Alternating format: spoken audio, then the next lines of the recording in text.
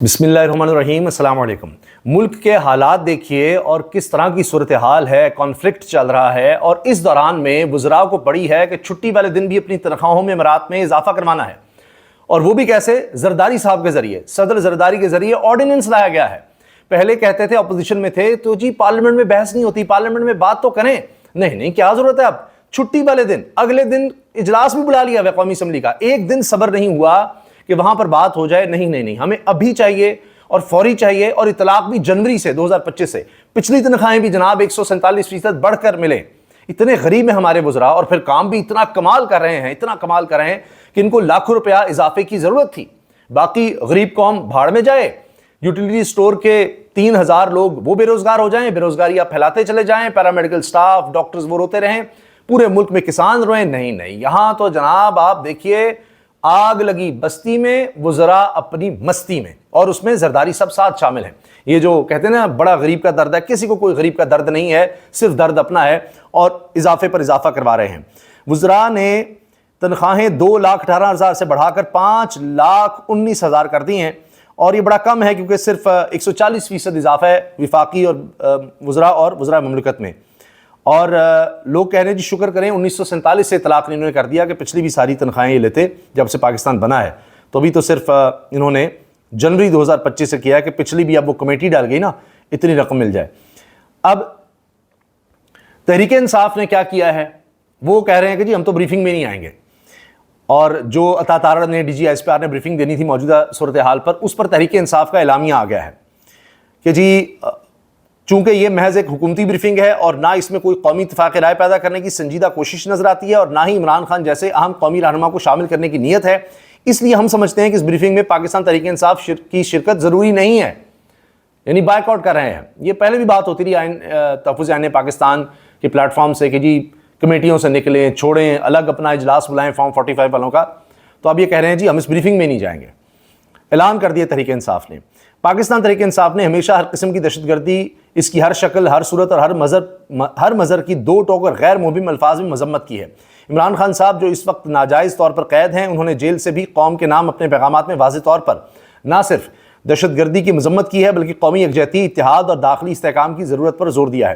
ان کا موقف خود وضاحتی یعنی سیلف ایکسپلینیٹری ہے، اور انہوں نے جس بصیرت و جرأت کے ساتھ قوم کو متحد کرنے کا پیغام دیا، وہ ایک قومی رہنما کی سوچ کا عکاس ہے کہ جی ہم سب اکٹھے ہیں، اور کسی بھی جارحیت کی صورت میں ہم اپنے اداروں کے ساتھ کھڑے ہیں، اس میں ہم اپنی فوج کے ساتھ کھڑے ہیں۔ عمران خان کا پیغام آ گیا۔ ابھی لگتا ہے کہ اس والے سے کوئی مشاورت نہیں ہوئی، تحریک انصاف نے کوئی عمران خان سے مشاورت نہیں کی، لیکن خود سے انہوں نے کمیٹی نے بیٹھ کر فیصلہ کیا نہیں ہم شرکت کر رہے۔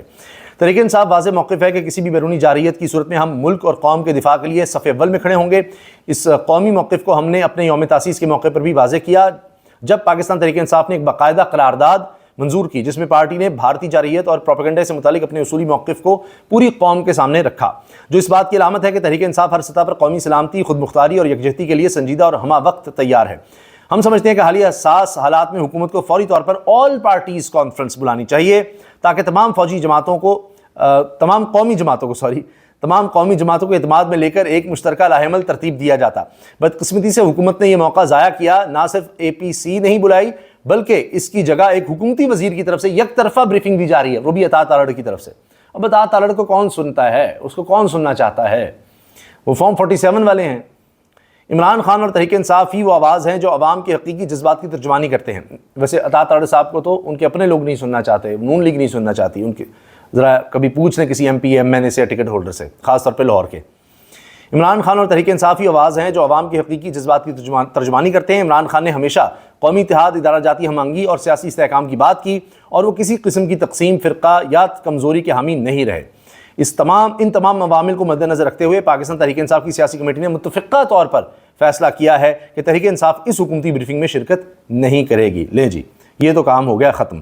اب اس پر مزے کی بات ہے کہ پیپلز پارٹی کی طرف سے بھی نبیل گبول صاحب آئے میدان میں، انہوں نے کہا پی ٹی آئی بڑی جماعت ہے، رہنما پیپلز پارٹی نبیل گبول نے آل پارٹیز کانفرنس میں عمران خان کو بلانے کی تجویز دے دی، اور یہاں تک کہا کہ اچھا اگر ان کو پارلیمنٹ میں نہیں بلانا تو پھر اڈیالہ جیل چلے جائیں دیگر رہنما بھی، اور اس کے کسی ہال میں، اڈیالہ جیل میں کسی جگہ پر، وہاں پر سارے میٹنگ کر لیں، عمران خان بھی وہیں آ جائیں گے۔ عمران خان کو اڈیالہ جیل سے باہر نکالنا اتنا بڑا سیکورٹی ایشو ہے، تو سارے پھر وہاں چلے جائیں۔ یہ بات نبیل گبول پاکستان پیپلز پارٹی کے رہنما کر رہے ہیں۔ اب جس طرح پہلے ہم نے آپ سے عرض کیا تھا کہ یہ خود سوچ چل رہی ہے کہ جی اسحاق ڈار کو تو فارغ کریں، یہ کوئی کسی کام کے نہیں ہیں، ان سے طاقتیں خوش نہیں ہیں، فیصلہ ساز خوش نہیں ہیں، تو اب اسی لیے شاید ہمیں ایکٹیو نظر آ رہے ہیں وزیر داخلہ محسن نقوی صاحب ایک دفعہ پھر. اور محسن نقوی نے خارجہ امور کا محاذ بھی سنبھال لیا، ایک روزہ دورے پر مسقط پہنچے. وزارت داخلہ کے جاری کردہ اعلامیے کے مطابق خطے کی موجودہ صورتحال کے تناظر میں محسن نقوی عمان حکومت کو پاکستان کے موقف سے آگاہ کریں گے، جبکہ خارجہ امور وزیر خارجہ اسحاق ڈار اور نائب وزیر اعظم لاہور میں نواز شریف کو بریف کریں گے، ان کا کام وہیں ہے. اور اسی طرح وزیر اعظم شہباز شریف بھی وہیں جا کر بریف کریں گے کہ جی ہم جو ہیں یہ کر رہے ہیں وہ کر رہے ہیں. اور باقاعدہ خبر چھپی ہے پاک بھارت کشیدگی، وزیر اعظم کی نواز شریف سے ملاقات، اہم امور پر گفتگو. یہاں شہباز شریف صاحب وہاں جا کر بریفنگ دے رہے ہیں، محسن نقوی باہر کے ملک جا رہے ہیں، اسحاق ڈار صاحب شہباز شریف جو ہیں وہ نواز شریف کے پاس جا رہے ہیں. یہ حال ہے.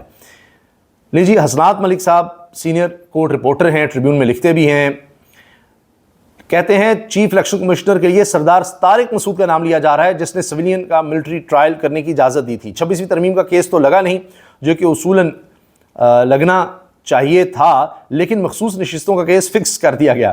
اس کی وجہ واضح ہے کہ لوٹی ہوئی سیٹیں حکومت میں بانٹ کر 2/3 دلوائی جائے اور عدلیہ کو مزید کنٹرول کر لیا جائے. ایسی عدلیہ جس کی پہلے ہی کوئی ساکھ نہیں ہے، اب ریٹائرمنٹ کی عمر 70 سال، الگ آئینی عدالت کا قیام اور اختلافی آواز والے منصور علی شاہ جیسے ججز کو کھڈے لائن لگانا اور ہائی کورٹ کے ججز کو ٹرانسفر کرنا، جس جج کو چاہا جہاں مرضی لگا دیں، جس طرح بھی اسلام آباد ہائی کورٹ میں کیا ہے.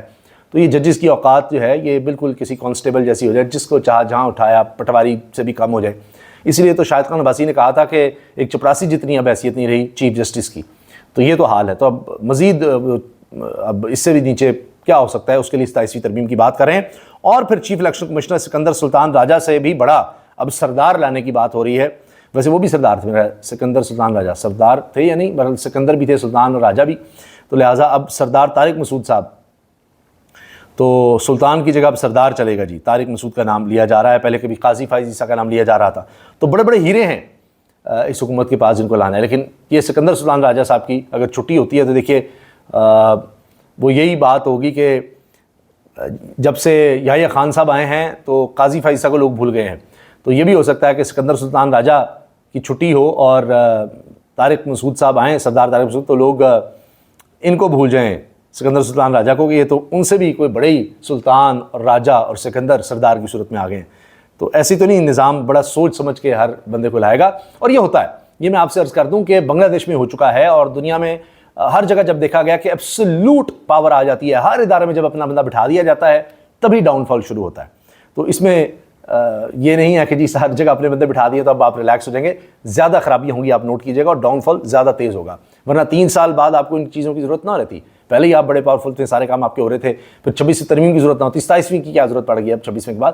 تو ابھی آپ دیکھیے گا کہ پھر یہ کس طرح سے لوگوں کے دلوں سے تو اتر چکے ہیں یہ نظام بھی، اور اس میں جو اس نظام کے حامی ہیں سب لوگ، جہاں جہاں بھی جو بھی بیٹھا ہے. تو اب ایک ہوتا ہے دل سے اترنا، پھر مزاحمت ہوتی ہے، اور پھر معاملہ اس سے بھی آگے جاتا ہے. معدنیات بل سے متعلق عمران خان کے اہم احکامات پی ٹی آئی ارکان تک پہنچا دیے ہیں جنید اکبر. پھر پی ٹی آئی نے سیاسی جماعتوں کو دی جانے والی بریفنگ عمران خان کے بغیر ادھوری قرار دے دی کہ جی، اور اس کے بعد یہ اعلان ہی کر دیا کہ ہم نہیں آ رہے. اچھا، یہ بھی ایک بڑی اہم خبر ہے جی. پیکا ایکٹ کے تحت لاہور پولیس کی جانب سے ایک ہی دن میں آپ دیکھیے لاہور پولیس کتنی زبردست ہو چکی ہے. ایک دن میں 23 مقدمات درج کرنے کی خبر ہے، اور ایف آئی آرز کی تفصیلات بھی سامنے آئی ہیں. 23 مقدمے درج ہوئے ہیں، 23 میں سے 12 ایف آئی آرز کی تحریر ایک جیسی ہے، سیم، بس کاپی پیسٹ کیا ہوا ہے یا فوٹو کاپی نکالی ہوئی ہے. اور ایف آئی آر میں اعلیٰ فوجی عہدیدار وزیر اعلیٰ پنجاب مریم نواز کے خلاف نفرت انگیز مواد پھیلانے کا الزام لگایا گیا ہے. تو پیکا ایکٹ لایا اس لیے گیا تھا، تو اب یہ ہو رہا ہے. باقی تو لوگ کہتے ہیں جی وہ وزراء ہی جھوٹ بول رہے ہیں، لیکن ان پہ پیکا ایکٹ نہیں لگتا. یہ ویسے عجیب بات ہے کہ پیکا ایکٹ سچ بولنے پہ لگ جاتا ہے، یہ بھی کچھ لوگوں کی رائے ہے. مگر ابھی رانا مشہود سے منسوب کیا گیا ہے کہ انہوں نے ایک ویڈیو شیئر کی کہ جی بنگلہ دیش کی ویڈیو ہے، تھی تو پاکستان میں کی ویڈیو، اور شاید 3 سال پرانی تھی، تو حالیہ کر کے. تو اسی طرح وزراء خود پیکا ایکٹ کی زد میں آتے ہیں ویسے تو، غلط بات کرنے میں، جھوٹ پھیلانے میں، اور کسی کی بھی عزت کا کوئی خیال نہیں کرتے ویسے ان کے اپنے لوگ. اور آپ کو مل بھی جائے گا جن کو یہ لوگ فالو کرتے ہیں، بٹھائے ہوئے ہیں، پتہ بھی لگ جاتا ہے. لیکن پیکا ایکٹ بہرحال حکومت لگا رہی ہے، اور دھڑلے سے لگا رہی ہے. بہرحال اب یہ ایک جیسی ایف آئی آرز کا کہا جا رہا ہے سامنے آ رہی ہیں. اور پھر ایک طرف کہا جاتا ہے جی ہمیں یکجہتی کی ضرورت ہے، قومی یکجہتی کی، لیکن اس کے لیے کوئی کام نہیں کیا جاتا۔ اب سب سے بڑی پارٹی تحریک انصاف وہ کہہ رہی جی ہم آ ہی نہیں رہے، تو اب آپ کیا کریں گے؟ اور اگر یہی توجہ جو وزراء کی تنخواہیں بڑھانے پہ لگائی تھی وہ توجہ ذرا قومی یکجہتی کی طرف لگائی ہوتی تو شاید زیادہ بہتر کوئی رزلٹ آ جاتا۔ کچھ جب بھی سیاسی طور پر آپ نے بیٹھنا ہے تو کچھ لوگ کچھ دو کی بنیاد پر ہوتا ہے، لیکن یہاں حکومت کچھ دینے کو تیار نہیں ہے، کہتے ہیں آنے دو بس، ہمیں ضرورت ہی نہیں ہے کسی سے بھی بات کرنے کی، کوئی مذاکرات پر ہمیں کیا ضرورت ہی نہیں ہے، بس اسٹیبلشمنٹ ہمارے ساتھ ہے تو چڑھ دوڑو، چلتے چلے جاؤ۔ اللہ حافظ۔